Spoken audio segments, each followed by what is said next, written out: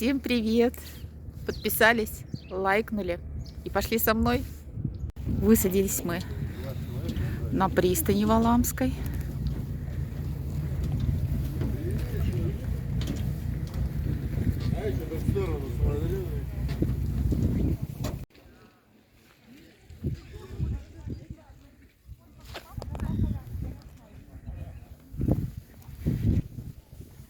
И мы, друзья, идем с вами вверх.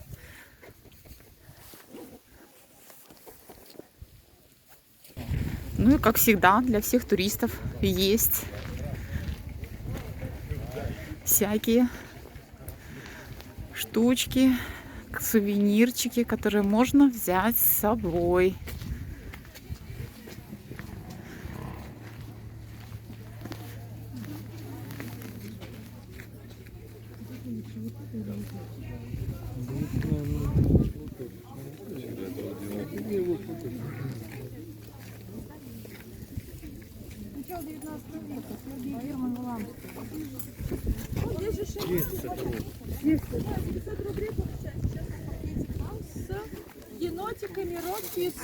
Отобедать здесь же в Валааме. Меню написано на стене.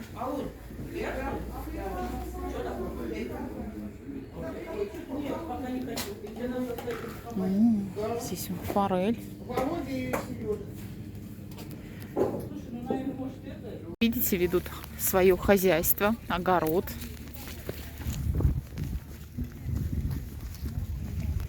Уже кто-то возвращается с экскурсии.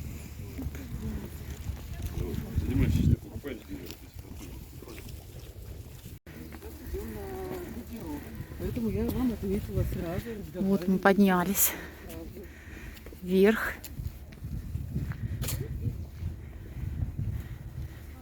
Идем к главному ихнему монастырю.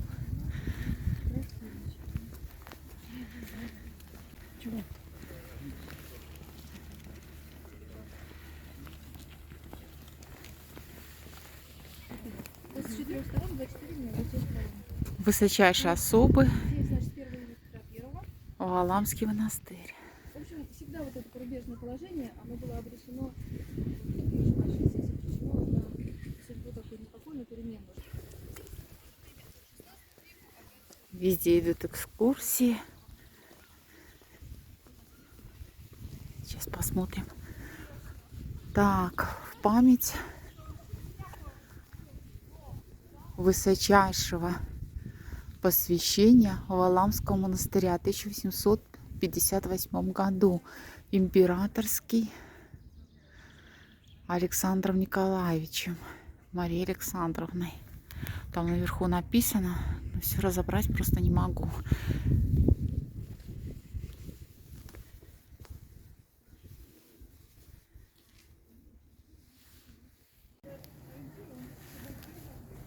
Зайдем сейчас в ворота. Святой апостол Андрей Первозванный. Памятник. Монастырская лавка. Магазинчик у них есть.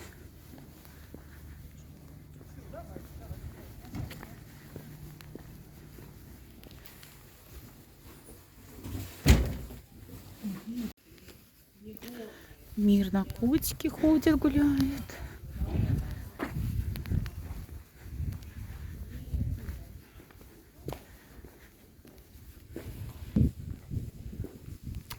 Какая красота вообще. Божественно.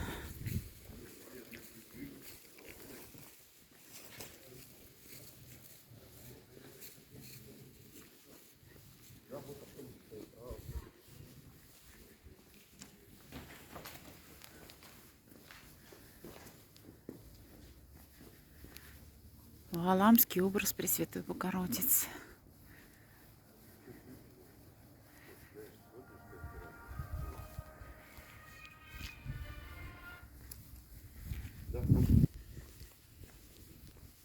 Воистину воскрес Отец Филипп.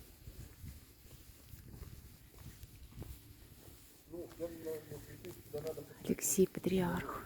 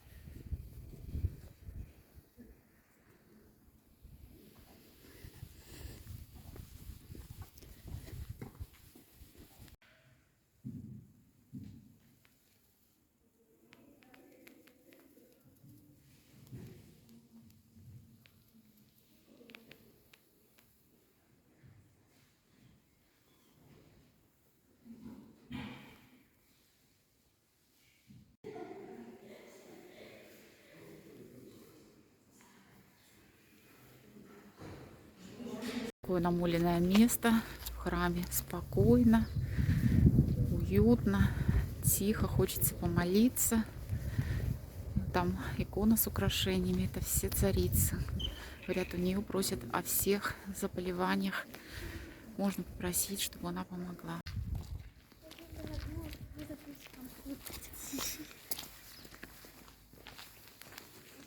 Ну, мы с вами пойдем еще дальше смотреть по Валааму, что успеем до отхода нашего теплохода. То еще посмотрим.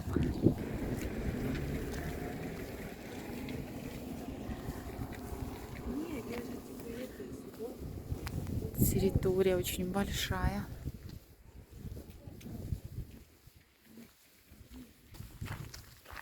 Подготовили рамы, будут выставлены. Вот написано исповедь. Там дальше спереди у нас было написан собор. На причале монастыря видно будет какая-то фотогалерея.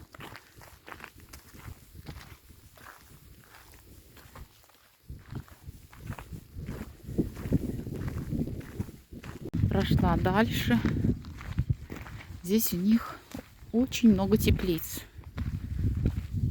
Вот там за заборчиком, видите, крыши такие стеклянные.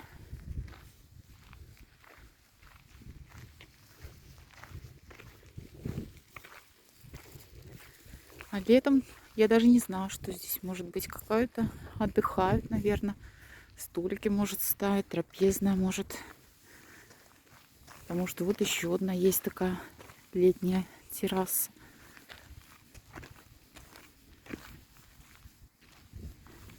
И видно, их лавка приехала. Торгует. Так, здесь сыр, молоко, рикотта.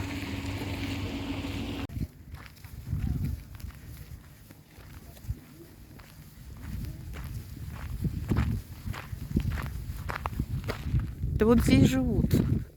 Потому что видно велосипед по шторкам, что здесь проживают.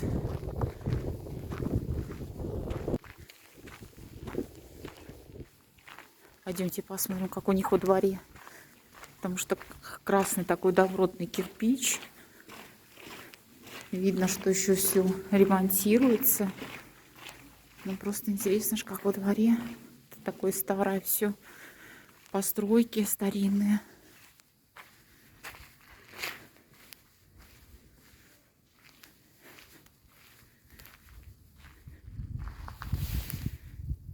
Такая еще деревянная пристроечка.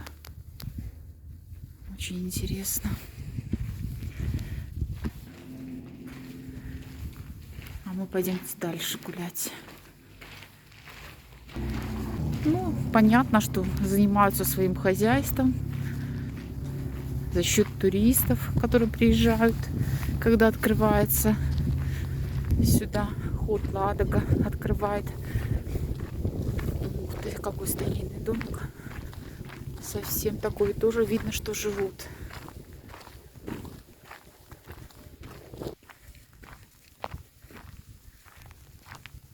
Видно, печи тут дровами, сами изготавливают. У нас, друзья, немножко такой интересный вопрос. Здесь везде идет желтая труба. И мы думаем, это газ, потому что впереди есть какие-то резервуары, скорее всего, что в эти резервуары заполняют газ. Здесь у них отдельный рай. Кругом все зелено, а зимой они полностью отрезаны от материка и живут обособленно, пока не откроется навигация. И приезжают вот такие, как мы, туристы. Смотрите, видите, проходит труба, она причем проходит по всему острову. А вот там вдали, сейчас я вам приближу, и резервуары. Напишите в комментариях, кто знает. По склону вниз двигаемся дальше. Пока идем, вот такой красивый вид открылся. мнения по поводу трубы разошлись. Так что пишите, что это может быть, газ или вода, потому что увидели небольшие переходы, обозначений нету, вода или газ. Кто знает, напишите. Вот такому красивому домику. Сейчас узнаем, что это. Если где-то будет написано. Дальше тропы. Конечно, остров сзади не обойти. Много кто с палатками приезжает, с туристическими своими снаряжениями, останавливаются на несколько дней. Ну, думаю, также, наверное, есть какой-то здесь паломническая гостиная, где можно отдохнуть, переночевать, побыть еще день. Вот таблички не было. Вот есть еще один, смотрите, какой старый, симпатичный домик. Тоже, наверное, живут здесь священнослужители. И дальше вот розовый. Лодки. Ну, конечно, здесь вон такой заход. И дальше на Ладогу вид открывается. Здесь красота небывалая.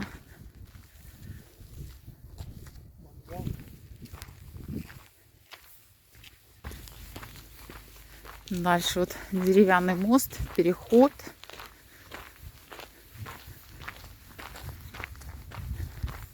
Да, друзья мои, приезжайте.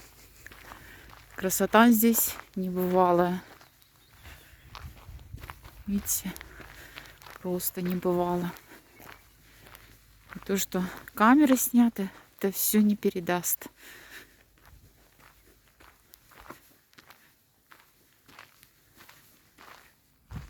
Дошли мы с вами до острова Иоанна Кронштадтского на Валааме. И открывается здесь, конечно, очень красивый вид на Ладогу.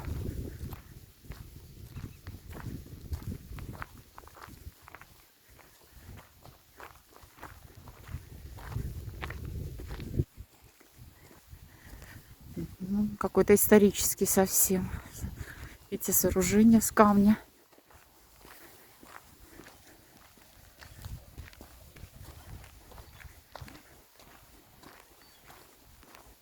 Указатель только написано «Чайный павильон».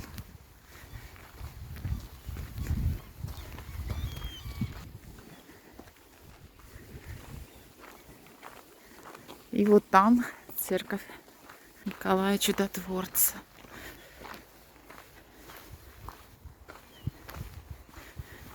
Мостки везде деревянные, чтобы можно было проходить.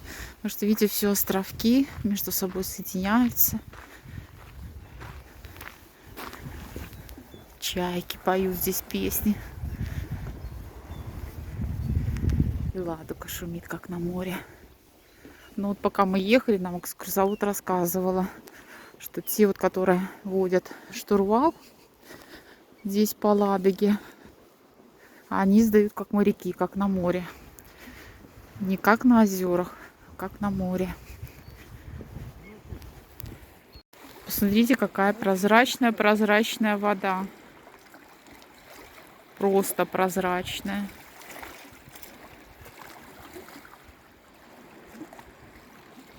И вот мы с вами подходим к Никольскому острову, Никольскому скиту. И на нем располагается Никольская, не Никольская, а церковь Николая Чудотворца. Но виды здесь потрясающие.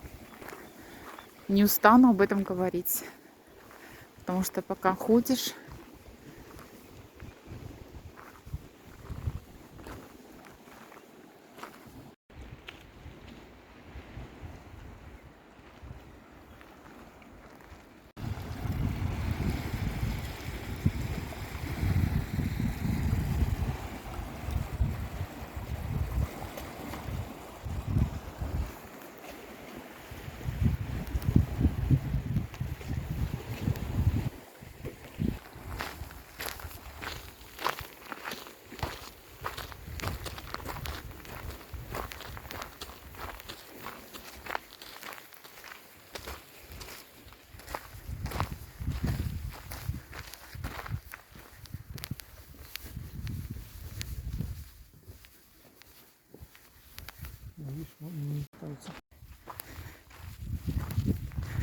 Малинка, огородик.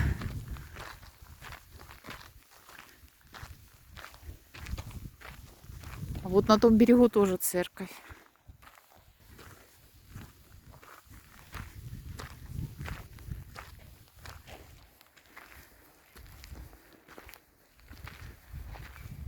Аккуратный ухоженный садик впереди церкви. Даже что-то поработали с ландшафтным дизайном. Эти высажены ели определенно.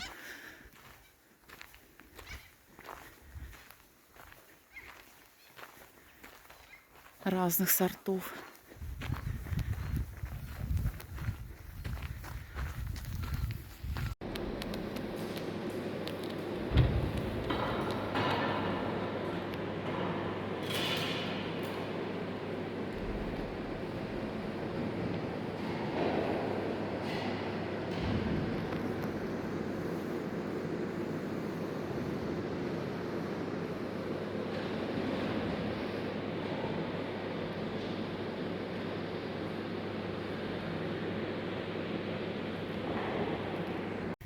И открылся вот такой бесподобный вид на Ладогу.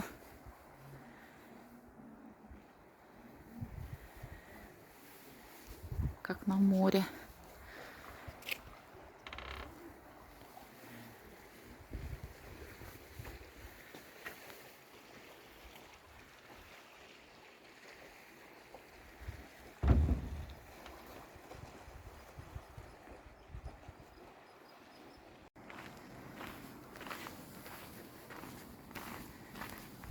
Возвращаемся уже с церкви Николая Чудотворца. Стало очень тепло, хорошо.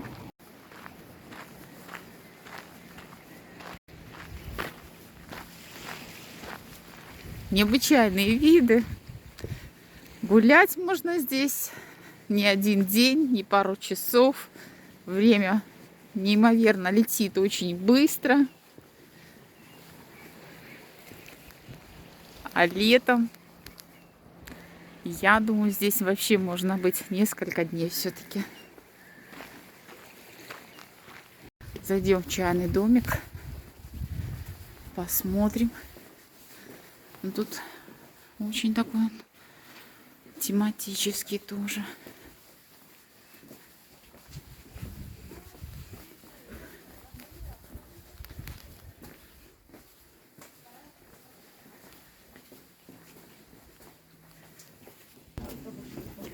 Есть разные поделки, украшения.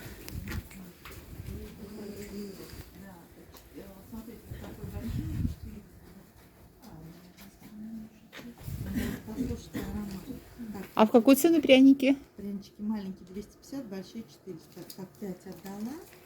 И теперь вам один пряничек, да? Нет, еще один. Еще один. Так, Друзья, еще раз хочу повториться. Билеты, если вы заказываете Санкт-Петербурга, будут стоить 6500. Если приехать, как мы приехали в Приозерск, без экскурсии, 3900. На одного человека. Это все говорю. Это уже будет входить, приехать туда-обратно. И здесь просто погулять. А если с Приозерска вы едете с экскурсией, то 4900. Ну вот, как бы такая информация полезная. Возможно, кто-то захочет из вас приехать.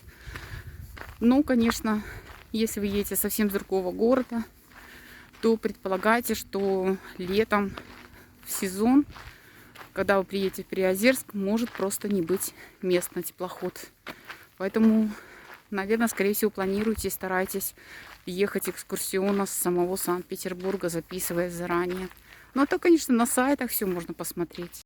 Пока мы ходили по Валааму, для моего удивления, я увидела баню. Есть даже расписание. Волонтеры понедельник, четверг, вторник разнорабочие, среда братская баня, суббота женский с 12 до 3, мужской с 17 до 21. И работает еще касса. Так что это еще не бесплатно. сходить в баньку.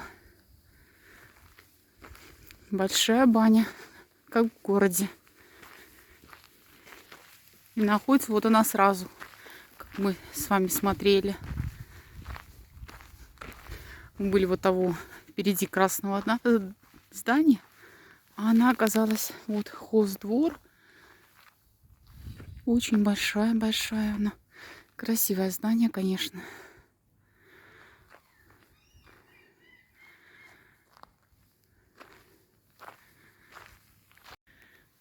Здесь еще вот есть такой скверик. Ребенок очень сильно плачет.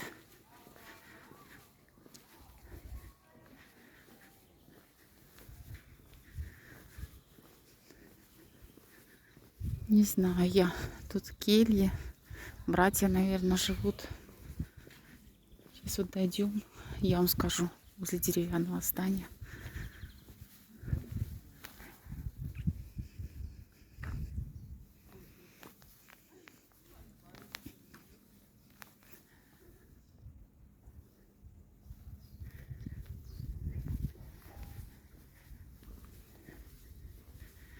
Такое красивое, да?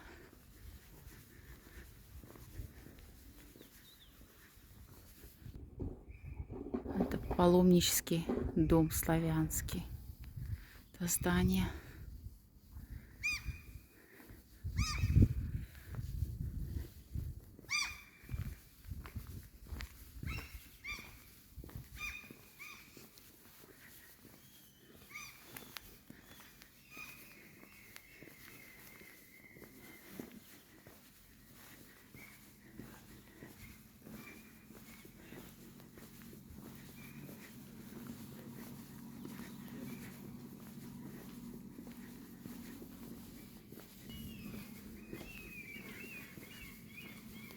Ну, а за всеми этими зданиями вижу опять распаханные поля.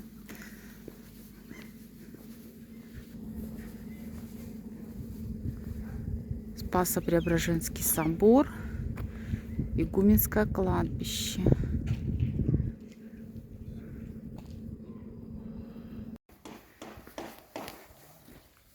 Сегодня небо голубое, просто красивый этот Свято-Преображенский собор.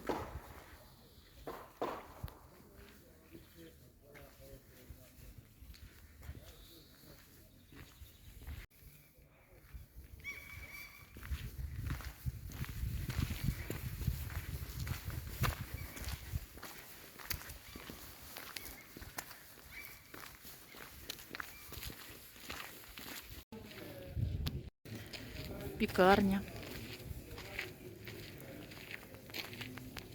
Их подворье. Везде, видите, дрова, потому что все топит дровами. Печное отопление.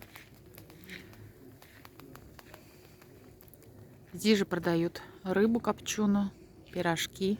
И здесь же трапезная. Кормят паломников.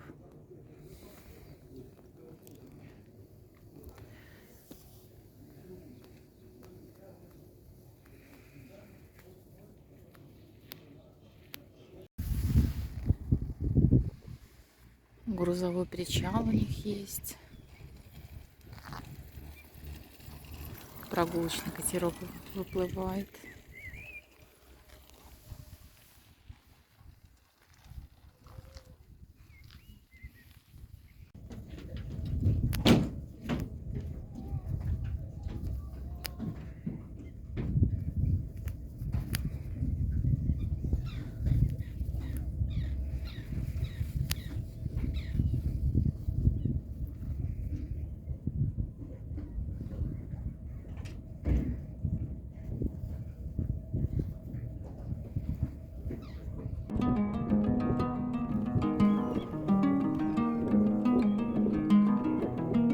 Друзья, но на сегодня, в такой прекрасный день, я заканчиваю свой видеоблог. Если вам понравилось видео, поставьте лайк, подписывайтесь. Всем хорошего настроения и пока-пока на сегодня.